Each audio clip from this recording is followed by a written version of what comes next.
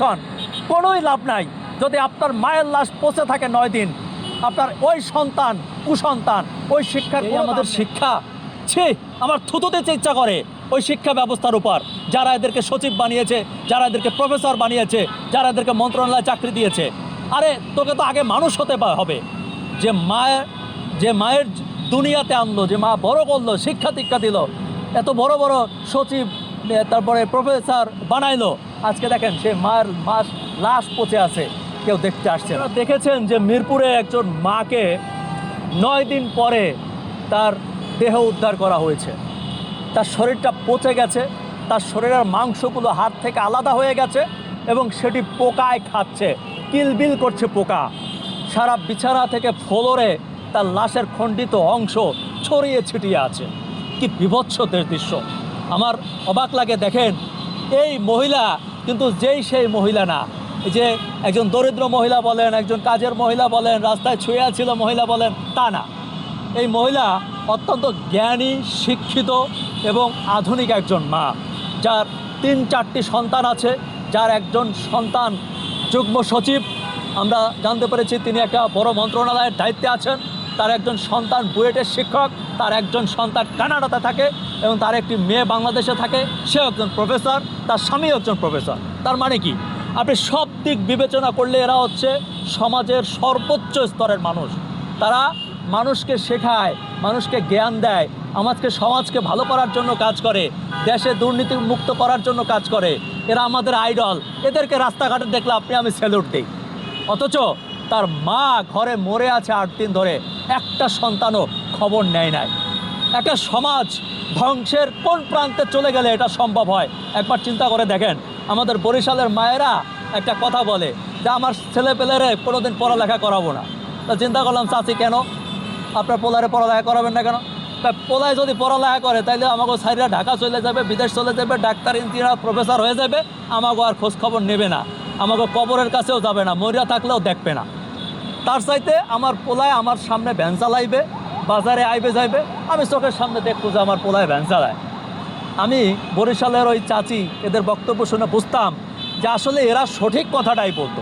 কোনো সন্তানকে আপনি যে উচ্চশিক্ষিত করবেন, আজকে উচ্চশিক্ষা আমাদেরকে কী দিচ্ছে?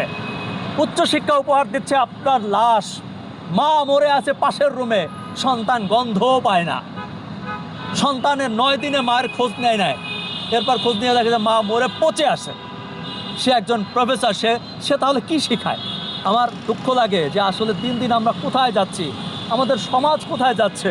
আমরা আমাদের সন্তানদেরকে মানুষ করতে পারছি না।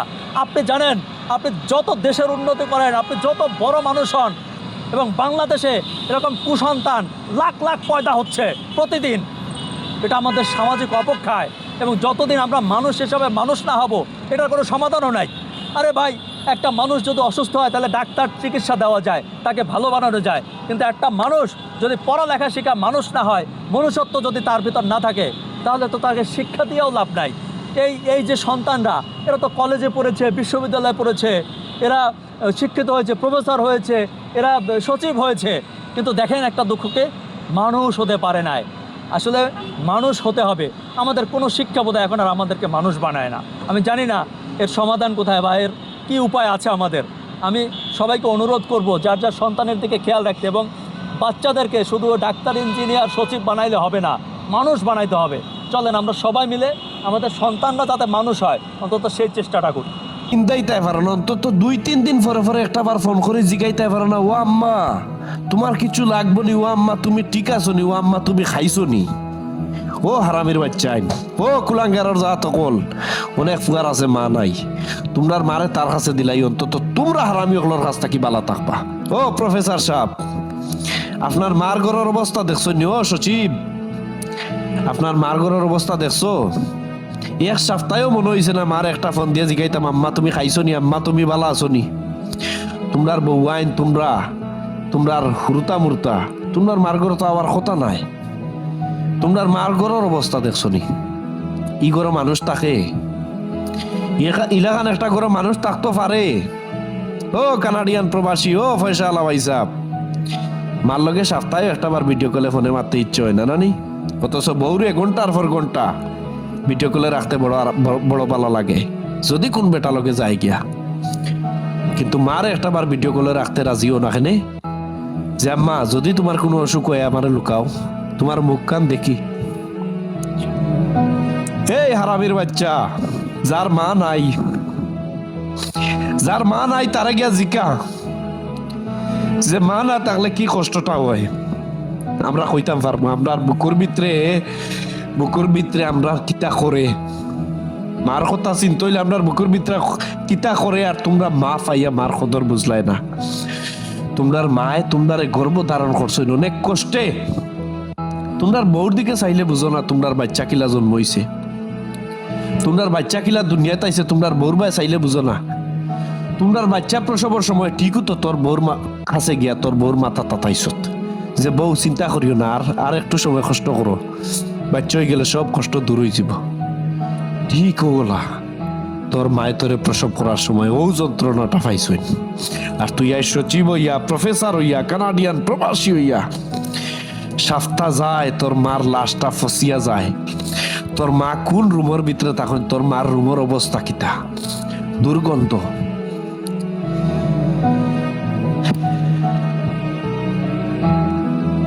তোমরা মানুষ নি, তোমরা মানুষ নামের জানোয়ার,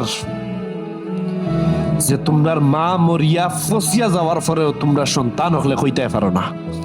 দেশ থাকা প্রফেসর আর সচিব, তোমরার বউ বাচ্চা একটা বার তোমরার মার করে ফাঁকানি তাই না, তোমরার মারে একটা বার দেখাত যাও না। যদি তোমরার মারে দেখাত যাইতাই, যদি তোমরার বউ বাচ্চা তোমরার মারে দেখাত যাইতা, তাইলে তোমরার মার রুমের এই অবস্থা হয় না। সে জানে তোমরা কত বছর আগে তাকে তোমরার মালগে সম্পর্ক বাদ দিছো। ঠিকই তো তোমরা ফ্যামিলি লইয়া আসো, কিন্তু তোমরার মারে তোমরা এমন একটা জায়গার মাঝে এমন একটা বিল্ডিং রাখছো, যে বিল্ডিংটা বাইরে থাকি সুন্দর, কিন্তু ভিতরে তোমরার মার রুমের যে অবস্থা, এখানে একটা সুস্থ মানুষ থাকতে পারে না। এই মানুষটা মরার 7 দিন পরে গলা বায় ফসিয়া, সারাটা শরীর ফসিয়া দুর্গন্ধ বার হইছে, মানুষের দরজা ভাঙ্গিয়ে লাশটা বার করে। অথচ তোমরার মায় তোমরার সচিব বানাইতে, প্রফেসর বানাইতে, কানাডিয়ান প্রবাসী বানাইতে কত না কষ্ট করছে, কত কষ্ট করিয়া রান্না বান্না করিয়া রাখছে। তোমরা স্কুল থেকে ইয়া খাইছো, খানি রেডি পাইছো, মারে কোনোকে বেতন দিছো, মায় উপহার স্বরূপ কিতা পাইলা। তোমরারে মানুষ বানাইছো নোলা খান, যে তোমরার ফ্যামিলির সুখর কথা চিন্তা করিয়া তোমরার মারে একবারে ভুলি গেছো। তোমরার মা মারা যাওয়ার পরে ফসিয়া দুর্গন্ধ হওয়ার পরে আশপাশের মানুষে জানছে, অথচ তোমরা সপ্তাহ পর সপ্তাহ তোমরার মার খবর হইতে পারো না। তোমরার মা আসইন না মারা গেছইন, তোমরার কাছে তো লাগছে এই বুড়িটা মারা গেছে, জান বাঁচলো। কিন্তু এই সমাজে তোমরারে ক্ষমা করতো না। ইয়াউমিল কিয়ামা তোমরার লাগি আল্লাহ পাক রব্বুল আলামিন জান্নাত রে হারাম করে দিলেইবা। তোমরা লাগি জান্নাত নাই। আরে তোমরা লাগি জান্নাত নাই। যত বাচ্চাইতে মা বাপা লগে বেয়াদবি করছো, যত বাচ্চাইতে মা বাপার বাধ্য হইছো, যত বাচ্চাইতে বউর কথা শুনিয়া মারে কষ্ট দিছো, তোমরা লাগি জান্নাত নাই। তোমরা লাগি জাহান্নামের অতল তলদেশে আল্লাহ পাক রব্বুল আলামিন তোমরা স্থান করিয়া দিবা। তুমি সচিব হইছো, বহুত বড় হেডামালা হয়ে গেছো।